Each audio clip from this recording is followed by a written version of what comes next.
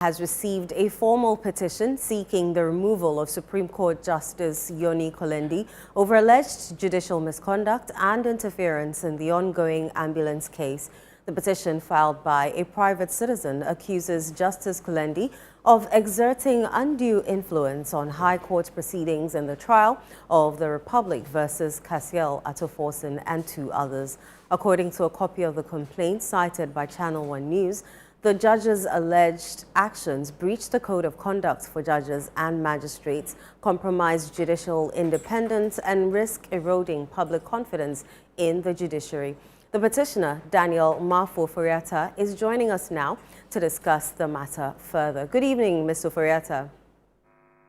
Good evening, madam. I hope you're well. I'm okay. Right. Can you confirm when exactly the petition was submitted and who received it at the Jubilee House? Well, yesterday, I think I commenced 2 legal processes.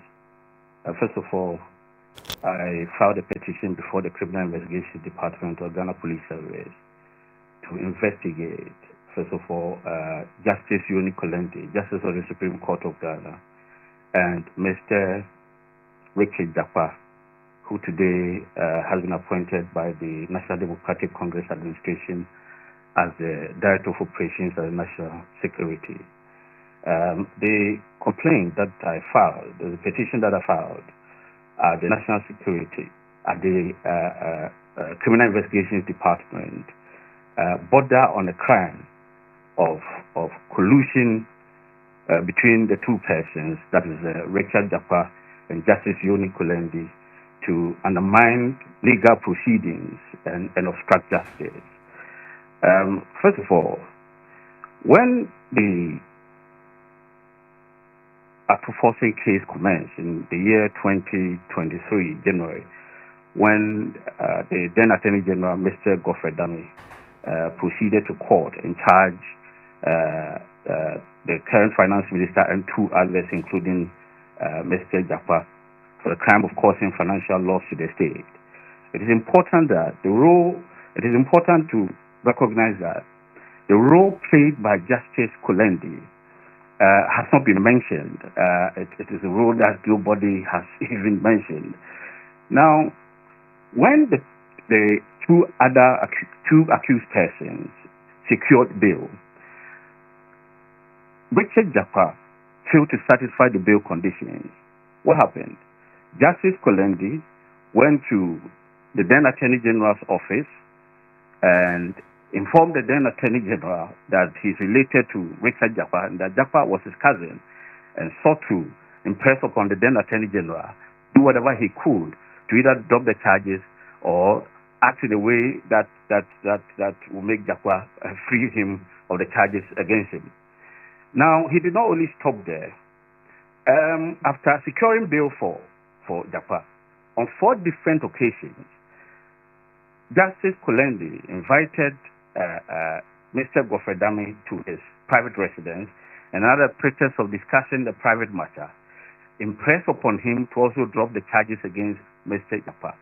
Unknown to Mr. Godfrey Dame, Mr. Japa had laid ambush at Justice Kulendi's house, and in the middle of the conversation between Justice Kulendi and Honorable Godfrey Dame, Justice Richard Japa appeared and Mr. Dame was completely ambushed. There, they appealed to Mr. Dame to drop the charges against him. So the conduct of Justice Kulendi, seen in this slide, clearly is abuse of the judicial process. He violated his judicial oath by interfering in legal proceedings before the court. So that is the reason why I proceeded to the Criminal Investigation Department yesterday to file a petition against Mr. Japa and Justice Kulendi, because the 2 of them have colluded in the Atoforsen matter to obstruct legal proceedings and also interfere in the administration of justice. Has there been any indication that the President has taken notice of the petition yet? No, I have not received any correspondence from the President indicating that he has taken notice of the petition. But I do hope that in the coming days, the president will act according to law and respond to the petition. Okay. Now, when such a petition is submitted, Article 146 stipulates that the CJ must first establish whether, it's a prima facie case exists. How do you anticipate this process unfolding, especially since Ghana currently has an acting CJ who's also awaiting confirmation? Well, whatever it is, I think the CJ's position will be confirmed by the president. I only hope that the president will do the right and abide by the rule of law and the democratic tenets of our country, and instigate the necessary legal processes to ensure that the petition is submitted to the Chief Justice, and that on the strength of the arguments that have made, a prima facie case should be established for the removal of Justice Kulendi as Justice of the Supreme Court. Okay, so there are some critics who are arguing that your petition is a counter-response to earlier calls for investigations into the former Attorney General, Godfrey Dame. How do you react to that? Well, not at all. In fact, not until very recently, I was not even aware that a petition has been filed against Mr. Godfrey Dame.